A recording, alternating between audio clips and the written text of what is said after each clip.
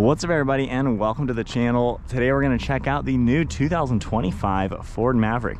This one is an XLT all-wheel drive, finished off in the Azure Grey Metallic. MSRP is $34,600. So with that said, this is kind of in its own class. There's really no little trucks out there anymore. Everything else is mid-size, full-size, and then the jumbo diesel trucks. Question is the Maverick the truck that most truck buyers actually can utilize? Because I feel like a lot of full-size truck buyers don't even use their trucks for anything truck related. I see so many full-size trucks with just a hitch receiver and a mountain bike, and they never use the capabilities that real big trucks have to offer. So is this the truck that most truck buyers probably should actually buy? With that said, let's check it out, see what we have to offer. So under the hood, this one has the EcoBoost motor. So this is the 2-liter inline 4-cylinder turbo engine with 250 horsepower and 270 pound-feet of torque. This can also tow 4,000 pounds. Payload capacity is around 1,500 pounds. And then it runs on a 16.5 gallon fuel tank, and you're looking at 22 miles per hour in the city with 30 out on the highway. We have an 8-speed automatic transmission, and then, like I said, all-wheel drive. So honestly, this is plenty capable for most people. So up in front, you're gonna get the nice Ford badge. You can see this cool design for the grille. There's active grille shutters down below. LEDs on the headlights. I like this updated style. We do have a halogen turn signal bulb, and then I like how the body color cuts into the light itself. Got a really clean looking front end. It looks very bold, much more mature, I think, than the previous. Got some plastic trim down below, a little bit of this gloss color, and then more active grille shutters down below all of that. So overall, it's a good looking mini truck. I think it just has a sweet style to it, super useful. And then you're gonna get a nice smooth design on the hood with sharp body lines, kind of mimicking what you see on an F-150. So there's definitely some Ford in this design for sure. I see a little bit of the Explorer, a little bit of the F-150 and Ranger in here.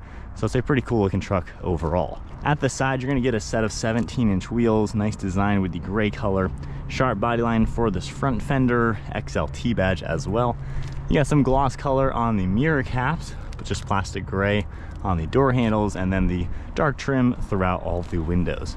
For the side profile, so this is a unibody, so more of a Ford Escape platform. So obviously it's not body on frame like a big truck would have, or even a midsize, but it does have a good proportion, nice style overall. On the bed sides, you have this plastic trim that runs up towards this window, a nice light back here as well, and then just that painted bed liner.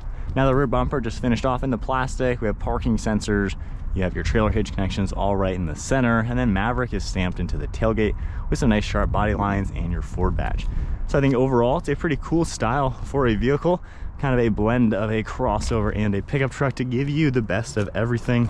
Opening this up does not have a soft open, so just kind of gently hold it. You're gonna get an LED light over here. You also have a 3-prong outlet, a couple different tie hooks all down below. And then on the right side, we have our little storage cubby, which is a nice touch to see.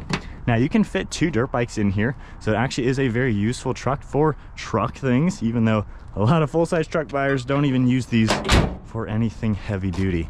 But this can actually be capable enough for recreational use. And then for the back seat space, you're gonna get the gray and blue interior actually, which is a pretty cool design.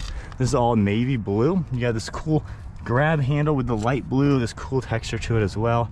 Contrast stitching, and then I like the 2-tone fabric throughout the interior. Now for the center, this can seat 3 people. You also have an armrest and cup holders you can pull down. And then we have a couple plugs throughout the center with storage on the far side. Now we have a strap down here. We can pull this up, and we have huge, very deep cubbies for extra storage. So this is a pretty practical truck to use it for the cargo as well as people. Now hopping into the back, this is where you might find the Maverick to be a bit small. So I'm 5'11". I am sitting here fine. I have good enough leg room. I'm kind of above my driver's seat. Plenty of headroom though, and overall a good amount of room. However, the seats are in a fixed position to where you don't really have much movement here. It's comfortable enough, but certainly not quite as roomy as the Ranger, or of course an F-150 or a Super Duty. So it certainly is a useful vehicle though, back here for kids or for your friends. And then if we hop on outside, moving on to the front seat, of course you're gonna have Ford's key fob. We have remote start, lock and unlock. And then of course, when you lock the truck, you can just grab the door handle. It will automatically unlock. So once again, you have the navy blue color padding for the armrest, this cool grab handle as well. And then there are power controls for these seats. So you have the blue color here, those controls, and the same interior with all the nice materials.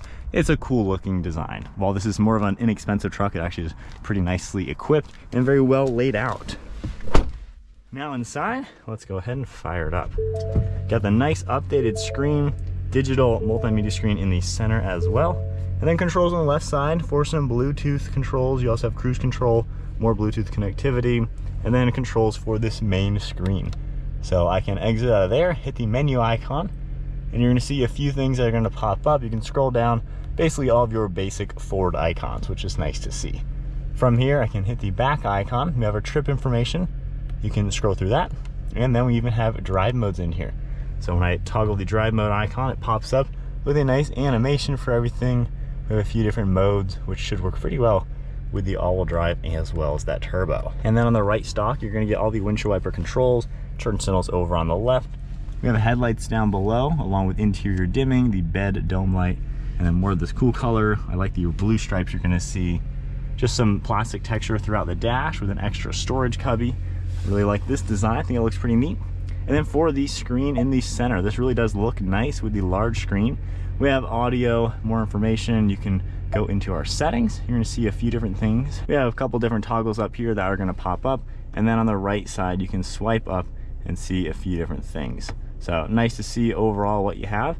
You have the home icon once again, going under features. You're gonna see a few more that are gonna pop up. And once again, we still have a screen on the right side for some information. We also have apps in here like Android Auto, Apple CarPlay, and then down below is all the climate controls. Now, I'm not the biggest fan of things integrated into the screen. However, it's pretty simple. You just toggle the temperature to make that adjustment, or you can actually just hit the plus and keep your finger down here. We have heated seats, heated steering wheel, automatic. You can also toggle this one right here, and that'll give you more of a menu. You can exit out of there. You have a few more shortcuts. Fan speed, you can easily toggle as well, and then passenger heated seat. Going into reverse, you have a nice backup camera, couple different views in here as well, and then just back into park. So not bad. I think it's all integrated actually pretty nicely. Got your air vents, physical volume control, and then a few more shortcuts down below. I like all the blue color, which is a really cool touch, and there's a ton of storage all throughout it. Got your park and brake, traction control, auto start stop, and I do like how drive is all the way to the right and low range is where you have to toggle it, which is nice. That way you don't accidentally go into low range. So I think that makes it simple. Basically park and drive are the ones used the most, and you can quickly go to drive and go to park. So that's a cool touch. Extra storage, you got more of this padding for the armrest, storage down below, and then a pretty good sized glove box with a very large bucket. One last look at the interior. I think it looks pretty nice overall, just some slight updates from the previous generation, but overall for the price point, it's pretty roomy in here and very nice appointments. We have our sunglass holder, dome lights, and a nice thin mirror. All right, so setting off now in the 2025 Ford Maverick. So with the turbo engine, you got the 8-speed and we got the all-wheel drive. This is honestly a really good platform to get. The hybrid will be front-wheel drive CVT, so honestly not really my taste. But this one, pretty low price point. I mean, about 10 grand less than the average price of a new vehicle sold currently. So the Maverick is honestly very affordable. Obviously, you can get these way less money. So these are really, really well-rounded, and I think can just appeal to so many buyers. You know, not everybody truly needs a full-size truck, especially when you don't even have kids to put in the back or friends to put in the back and you're never hauling or towing. This little truck can do so much. Now, normal driving, this is pretty comfortable. And now I wouldn't mind if I could get the seat lower. This is as low as it goes. I do feel kind of up high, which, you know, makes you see really well. Visibility is fantastic. You have a huge windshield, all this glass. So overall, I mean, it is great to see around. Just, I wouldn't mind sinking lower into it. The tech also works great. I like the updated screen. And honestly, I don't really mind the touchscreen controls for climate. Normally, I am so against them, but everything is readily there. You don't have to go into any menu to then make an adjustment. So I think overall, they've done a pretty good job making this actually user-friendly. Now, for the drive modes, if we go into sport mode, of course, that's gonna make the turbo engine a little bit more punchy, throttle response, and the transmission will also get a little bit better as well. But this thing's actually pretty peppy. Just giving it quarter throttle, I mean, you are up to speed without thinking. You do hear a lot of the engine, so it's not really that refined of an engine. It's a little on the noisy side. So that's just one thing to take into consideration. However, the overall ride quality, this does drive pretty smooth. Being a unibody, you know, it drives basically like a nice Ford Escape. So it drives smooth, it's comfortable. The steering is very light, but responsive enough for what you would expect. And then the seats themselves are pretty well padded, armrests are great. It's not a bad truck to be in, honestly. So I guess the biggest reason why you would go for a full size, if you are truly towing, I mean, 4,000 pounds is not really enough for a boat. A lot of people have boats, so this might not do it for the heavier duty towing, obviously. And then I would just say, maybe if you actually do have a lot of people you're hauling all the time, this might get a little on the small side. But with that said, this is a great city truck to where it is very livable from the day to day. You can kind of do everything with it. It's easy to maneuver, easy to park, and just not an intimidating crossover, basically. You get the truck aspects with a useful bed and everything like that, and depending on the trim level you go with, I mean, you can get a Tremor, which is actually decently off-road capable. Turning circles, not too bad. So pretty maneuverable, just a good overall vehicle without breaking the bank. You get a lot of the truck things that you're gonna use without any of the sacrifices, and then you're getting a lot of the crossover things that you might use as well from the day-to-day, with the addition to the utility with a bed. So hard truck to argue with. It drives great, drives smooth, it's peppy, it doesn't feel sluggish at all, and then overall it's just a pretty smooth overall quiet ride. So definitely a good blend if you're on a budget and need something extremely useful.